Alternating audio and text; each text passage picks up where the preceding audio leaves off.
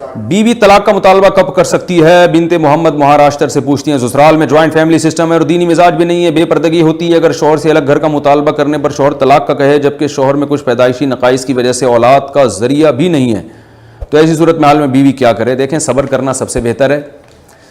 तलाक का मशवरा तो आपको नहीं दे सकते। बाकी अगर वाकई औलाद नहीं हो रही तो तलाक का मुतालबा जायज़ है शौहर से। मशवरा तो मैं नहीं दे सकता, आगे तलाक के बाद बड़े मसाइल खड़े होते हैं। मशवरा इस बारे में आप अपने किसी करीबी रिलेटिव से ही लें। लेकिन अगर औलाद नहीं हो रही शौहर में, शौहर से औलाद का इम्कान ही नहीं है, तो तलाक का मुतालबा जायज़ बहरहाल है। मैं सिर्फ जायज़ नाजायज़ की बात करूँगा, मशवरा मैं नहीं दे सकता कि आप तलाक लें या ना लें। ये बहुत मुश्किल काम है। जब तक किसी के पूरे ज़ाती हालात सामने नहीं आते और उसके पॉजिटिव और नेगेटिव पहलू सामने नहीं आते, किसी को मशवरा नहीं दिया जा सकता। किन गलतियों की बिना पर नमाज लौटाएंगे?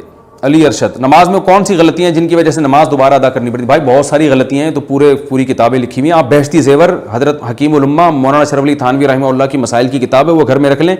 स्पेसिफिक किसी खास गलती का नाम लेंगे ना तो मैं उसमें तो बताऊंगा। ये तो पूरा आपने एक जो है ना चैप्टर आपने पूछ लिया है, तो यहाँ तो शॉर्ट सवाल यानी मसाइल के जवाब दिए जाते हैं।